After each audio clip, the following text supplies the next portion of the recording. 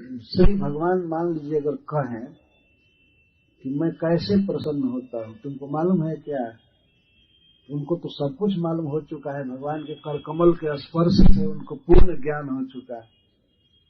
वे कहते हैं, मन्ने धनाभिजन रूप तपः सुतौज तेज प्रभाव बल पौरुष बुद्धि योगा नाराधनाय ही भवन्ति परस्य पुंस भक्त्या तुतुष भगवान गजजुति पाय। हे प्रभु, मन्ने, मैं ऐसा मानता हूँ कि आप धन से या उच्च कुल में जन्म लेने से या सुंदर रूप होने से, तपस्या करने से, ज्ञान से और ओज से, तेज से, प्रभाव से, बल और पुरुषार्थ से, बुद्धि से, इन सब उपायों से आप प्रसन्न नहीं हो सकते। किसी व्यक्ति के पास धन है और वो सोचे कि मैं भगवान को धन से खुश कर लूंगा, नहीं। प्रहलाद महाराज कहते हैं, आप धन से प्रसन्न नहीं होते हैं। धन अभिजन, अभिजन का अर्थ है उच्च वंश में जन्म। नहीं, भगवान को इसकी कोई जरूरत नहीं है कि कोई उच्च वंश में जन्म लिया है तो वही कृष्ण का भजन कर सकता है। नहीं, उच्च कुल में जन्म लेना ये कोई योग्यता नहीं है कृष्ण के भजन की, और न धन योग्यता है और न तो सुंदर रूप है।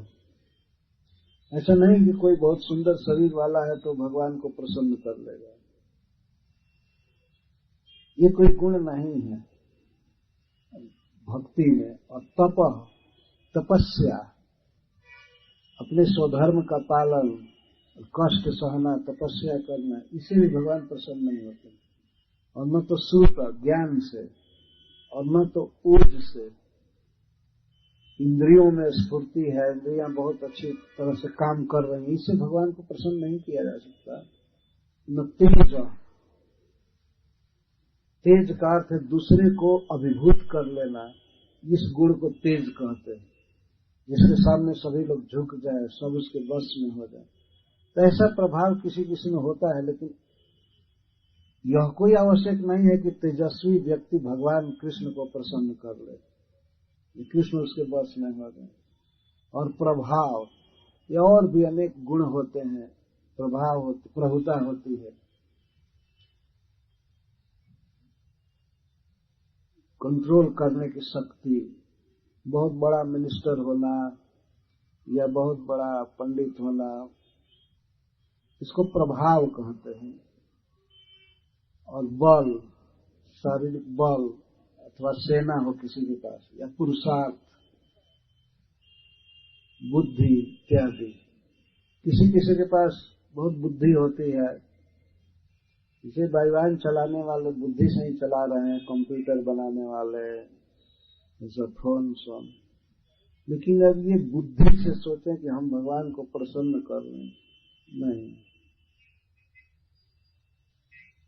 तो कैसे प्रसन्न होते हैं आप? प्रहलाद महाराज कहते हैं, नाराधनाय ही भवन्ति परस्य पुंस। ये सब भगवान परम पुरुष को प्रसन्न करने में समर्थ नहीं है, ये सब गुण है।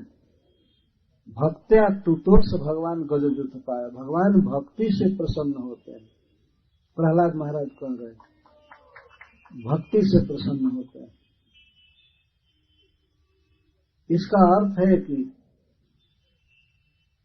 महानिर्धन व्यक्ति भी कृष्ण को प्रसन्न कर सकता है, उनका भजन कर सकता है।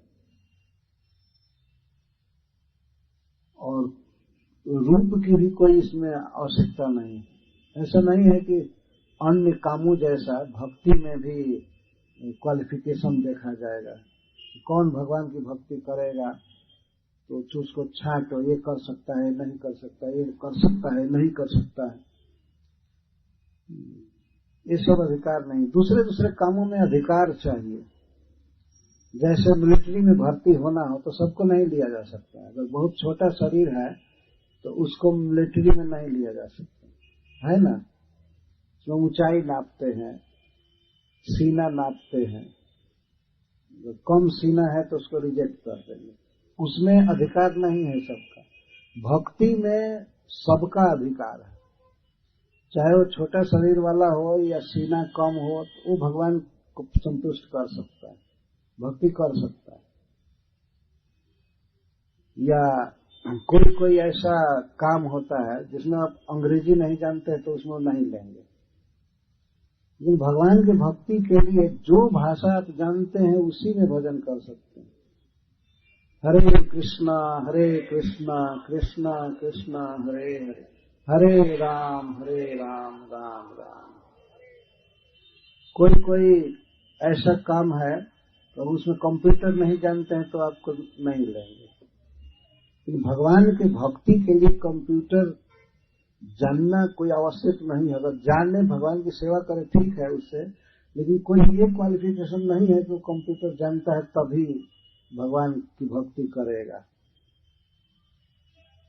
कोई भी व्यक्ति कर सकता है, क्योंकि जीव का ये स्वरूप है कृष्ण से प्रेम करना, कृष्ण को प्रभु कहना, प्रणाम करना। जैसे पुत्र को सहज अधिकार होता है कि अपने पिता को पिता कह सकता है, उसको प्रणाम कर सकता है, जैसे पुत्र को सहज अधिकार है कि वो अपने पिता को पिता कह सकता है, वैसे ही हम लोगों को स्वरूप सिद्ध अधिकार है कि हम कृष्ण को अपना मान सकते हैं, हम उनको कुछ दे सकते हैं, उनसे ले सकते हैं, और कोई भी भक्ति कर सकते हैं। इस तरह का जीव का स्वरूप है। और जो काम धंधे हैं वे स्वरूप नहीं है, इसीलिए उसमें क्वालिफिकेशन की जरूरत होती है।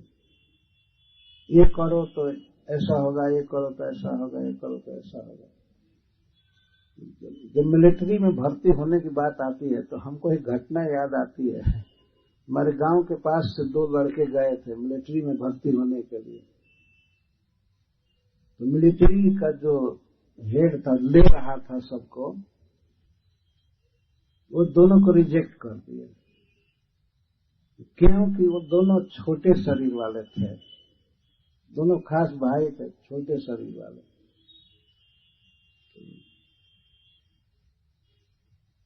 वो घटना फैली थी जब वो ऑफिसर कहा कि तुमको नहीं लिया जा सकता, नहीं लिया जा सकता, तो क्या कह करके एक को कहा नहीं, वो नापा भी नहीं, देख करके ही कह दिया कि तुम तो ढोलक हो, ऐसे बोला। तो ढोलक हो, छोटा हो। और जब दूसरा गया तो कहा नहीं तुम तो खूंटी हो, खूंटी कहा उसको छोटा। ये बात उधर फैली थी कि ऑफिसर ने इस तरह से कहा। तो बताइए, बेचारे उन लोगों का अधिकार सेना में जाने का नहीं। संसार के जो भी काम है भगवान के भक्ति के अलावा, उसमें कोई न कोई क्वालिफिकेशन चाहिए, कोई गुण, अपेक्षित गुण चाहिए। लेकिन भगवान के भक्ति में आने के लिए कोई गुण की आवश्यकता नहीं है, बस केवल मन है न और इंद्रियां हैं, आंख है दर्शन कीजिए भगवान का, जीभ है भगवान का नाम लीजिए, शरीर से प्रणाम कर सकते हैं, मन से चिंतन कर सकते हैं। अगर 1 पैसा भी नहीं है तब भी प्रणाम तो कर सकते हैं ना। प्रणाम करने में कोई नहीं कहेगा कि नहीं इतना फीस जमा करो तब प्रणाम करो, या भगवान का जप करना है, भगवान का नाम लेना है तो इतना फीस दो तब जप करो, नहीं। भगवान की भक्ति में हमारा सहज अधिकार, जन्म सिद्ध अधिकार है।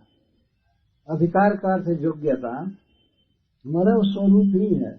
तो श्री प्रहलाद महाराज कहते हैं कि भगवान को धन से, रूप से, प्रभाव से, तेज से, बुद्धि से आदि से प्रसन्न नहीं किया जा सकता।